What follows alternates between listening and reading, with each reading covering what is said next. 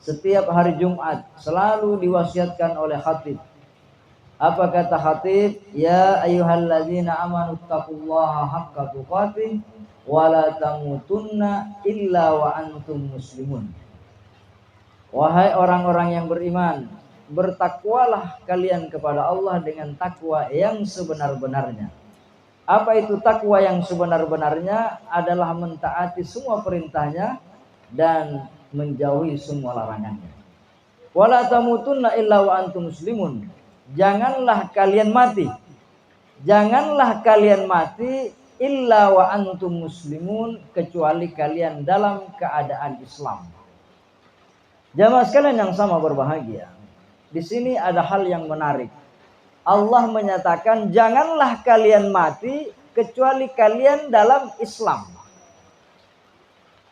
Sementara hidup dan mati kita ini Allah yang tentukan.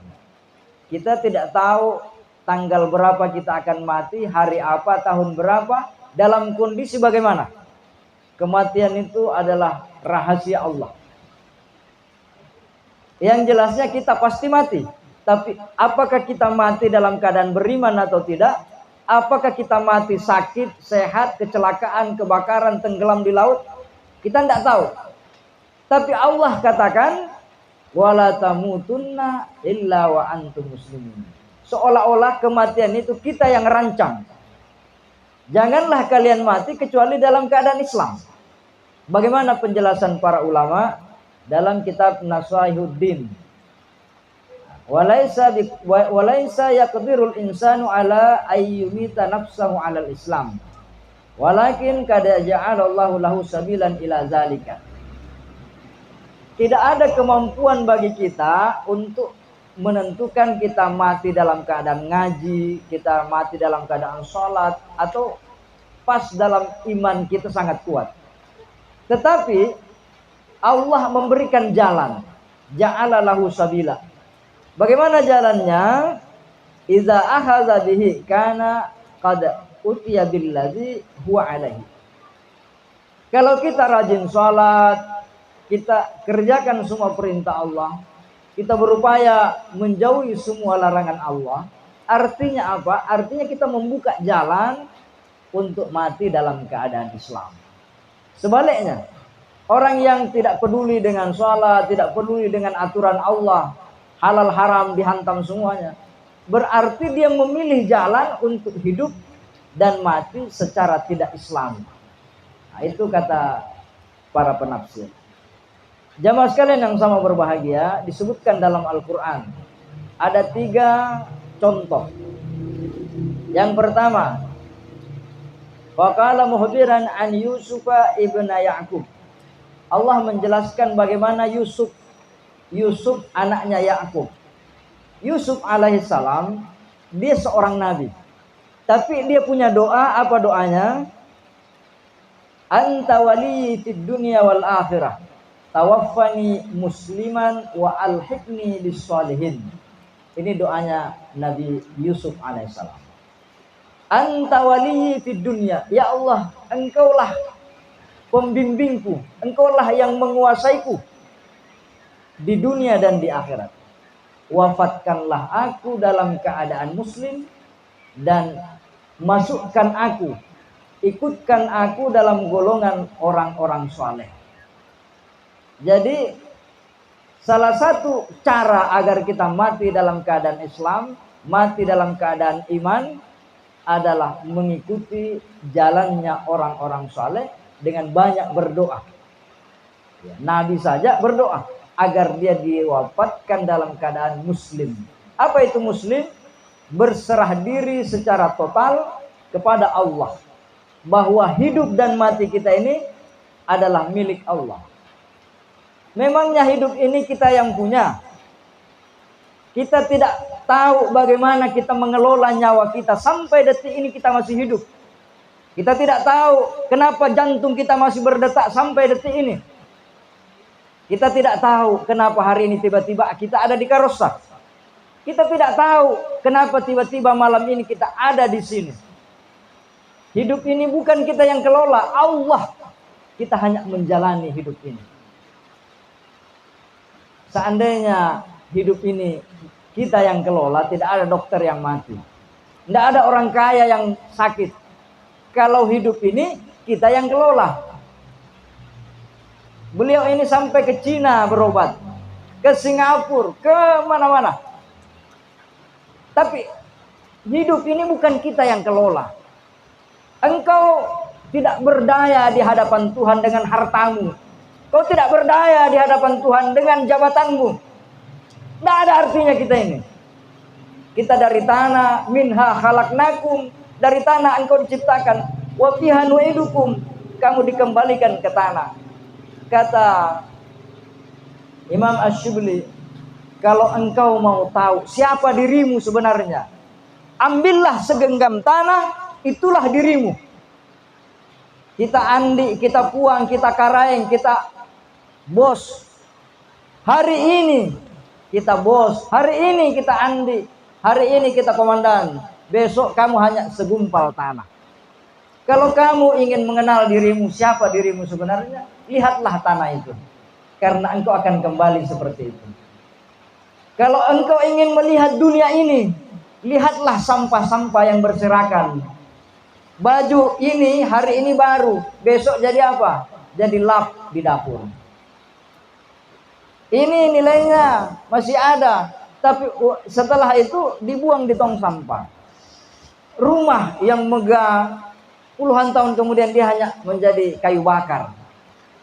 Jadi kalau engkau ingin melihat dirimu, lihatlah segumpal tanah. Kalau engkau ingin melihat dunia ini, lihatlah tong sampah itu.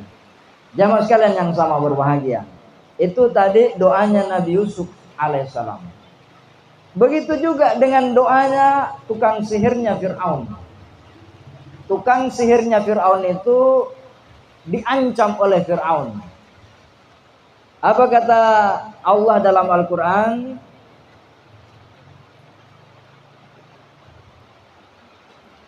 Fatawa'adahum Fir'aunu bil uqubati. Ketika tukang sihir ini melihat bagaimana sihir mereka ini dihabisi oleh tongkatnya Nabi Musa yang berupa mukjizat, maka dia yakin sebenar-benarnya bahwa la ilaha illallah wa Musa Rasulullah. Pada saat itu Fir'aun berkata, wahai tukang sihir, kalau kamu beriman kepada Nabi Musa, hari ini saya akan gantung kamu di tiang salib. La'u'adzibannakum, saya akan menghukum kamu dengan azab yang pedih. Maka para tukang sihir ini berdoa kepada Allah agar imannya tidak goyah dengan ancaman Fir'aun. Apa katanya? Dia berdoa, Rabbana afriq alaina sabra wa tawaffana muslimin. Ya, begitu kuatnya keinginan mereka untuk mati dalam iman. Rabbana, wahai Tuhan kami, afriq alaina sabra, limpahkan ke dalam hati kami kesabaran dalam menghadapi ujian yang besar ini. Wa tawaffana muslimin, wafatkan kami dalam keadaan muslim. Beliau ini almarhum Leonardi, ya, bukan satu kali, dua kali saya dengar dari teman-teman, beliau menyampaikan wasiatnya, kuburkan saya di samping masjid ini. Nah, kuburkan saya di samping masjid ini. Apa artinya? Beliau berniat bahwa saya ingin mati dalam keadaan muslim.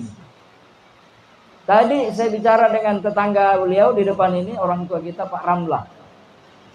Beliau dengan hati yang dalam sampai beliau meneteskan air mata berkaca-kaca. Beliau berkata kepada saya, pesannya almarhum Leonardi kepada saya, kata Pak Ramlah, doakan saya di setiap sholatmu, Pak Ramlah.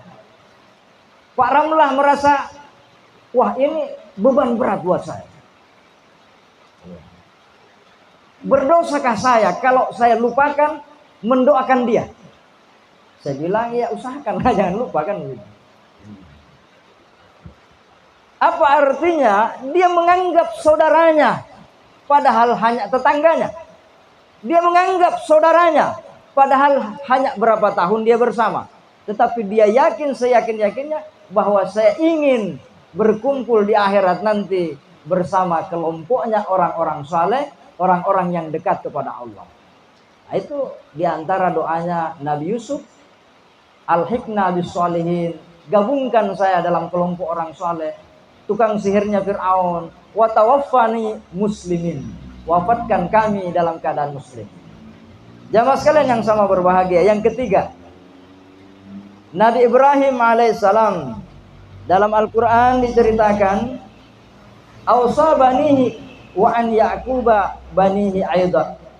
Nabi Ibrahim berwasiat kepada anak-anaknya, cucu-cucunya, begitu juga Nabi Yakub, agar mereka mati dalam keadaan beriman. Wa wassa biha Ibrahimu banihi wa Ya'qub. Wa wassa bihi Ibrahimu banihi wa Ya'qub, sampai kepada ayat wala tamutunna illa wa antum muslimun. Kedua nabi ini berwasiat, janganlah kalian mati kecuali kalian dalam keadaan muslim. Janganlah kalian menyembah Tuhan selain Allah Subhanahu wa ta'ala. Jamaah sekalian yang sama berbahagia, yang terakhir karena sudah larut malam ini. Dalam kitab Al-Hikam dikatakan bahwa ada hal yang perlu kita waspadai dalam kehidupan ini, yang apabila kita tidak berhati-hati, satu hal ini akan menjerumuskan kita ke dalam banyak dosa dan kesalahan. Apa itu? Sifat tamak. Sifat tamak ini sangat berbahaya. Dia adalah sumber dari segala kerusakan yang terjadi. Sifat tamak. Nabi Adam alaihissalam tinggal di surga sekian lama. Setelah nyaman rasanya tinggal di surga, maka masuk ke dalam hatinya Nabi Adam keinginan tinggal selama-lamanya di surga. Ketika datang perintah bahwa wala taqraba hadhihi syajarata fatakuna minaz zalimin, janganlah kamu dekati pohon khuldi ini. Kalau kau makan buah larangan ini, maka engkau akan diusir dari surga. Datang iblis menggoda Nabi Adam alaihissalam karena dia tahu bahwa Nabi Adam sudah merasa nyaman tinggal di surga. Apa kata iblis? Wa qasamahuma inni lakuma laminan nasihin. Saya datang ini, saya hanya kasihan sama kamu Adam.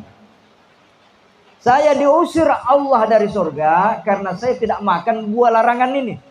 Kenapa Allah larang kamu memakan buah khuldi ini?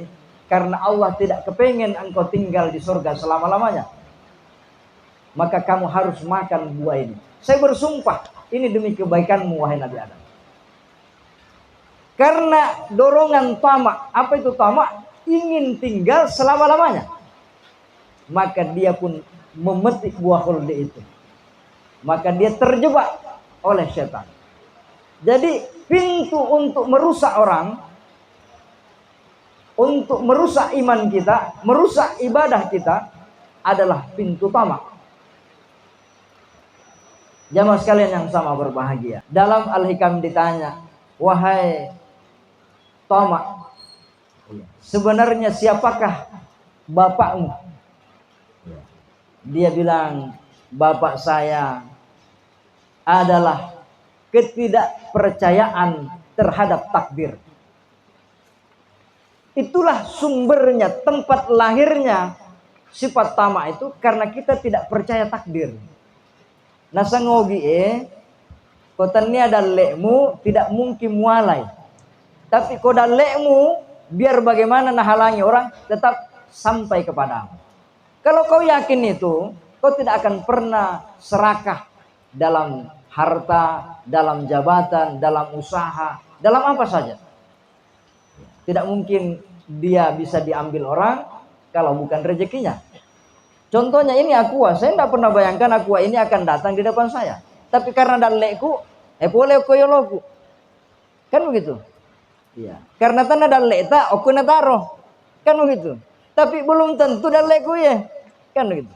Nah, kurang yakinnya kita terhadap takdir inilah yang menyebabkan manusia bersifat tamak. Ada saingan sedikit.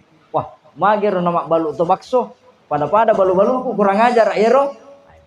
Sudah muncul iri hati. Ah, kayaknya ini anak buahku yang mau kena saya ini kurang ajar ini. Nah, saya yang latih ini ya. Akan itu. Oh, ini murid saya ini buka pesantren juga. Ah, jangan-jangan dia mau saingi saya ini. Nah, muncul prasangka-prasangka buruk. Itu apa? Sifat serakah tadi. Kita hidup terbatas usia kita. Terbatas waktu kita tinggal di dunia. Hiduplah, kumpulkan harta sebanyak-banyaknya. Tapi jangan jadikan itu ditumpuk saja. Manfaatkan, gunakan. Jadi alhamdulillah almarhum ini dia bangun masjid. Nah, dia tidak hanya bangun rumahnya, dia tidak hanya usaha ruko, toko, perumahan, tapi dia bangun masjid. Masjid ini amal jariah. Dari sekian banyak hartanya beliau, yang menjadi ladang amalnya hanya itu saja, masjid itu. Nah, pertanyaannya, beliau sudah punya karya, kita punya apa? Kita punya apa? Dia samping dia keluar negeri, tapi dia juga sempat umrah. Banyak di antara kita uangnya banyak, usahanya banyak, tapi belum punya investasi. Dena tua batu tahu. Jadi ketamakan itu kita kurangi, kita sisipkan untuk menjadi tabungan untuk ladang amal kita. Jadi mudah-mudahan beliau ini saya sarankan kepada warga yang ada di dalam ini untuk mengenang beliau. Ya tidak ada salahnya lah. Musalla itu tadi namanya Al-Amin. Ya kemudian? Ya mungkin bisa dirubah dengan musalla Al-Amin Leonardi. Karena itu beliau. Saya rasa itu kan bukan swadaya kan begitu. Murni beliau yang bangun. Jadi tidak ada salahnya ditaruh nama untuk mengenang beliau. Pak biasa itu tahu, nah lupa ini. Orang itu gampang lupa. Ini siapa yang bangun ini kampung? Saya ji. Padahal ada orang dulu. Nah lupa ini Todiolona. Kan begitu. Supaya kita tidak tahu 10 tahun, 20 tahun akan datang. Mungkin kita sudah meninggal semua. Orang sudah lupa siapa yang bangun masjid ini. Jadi mudah-mudahan sebagai ladang pahala beliau, kita juga dapat pahala kalau mendoakan beliau.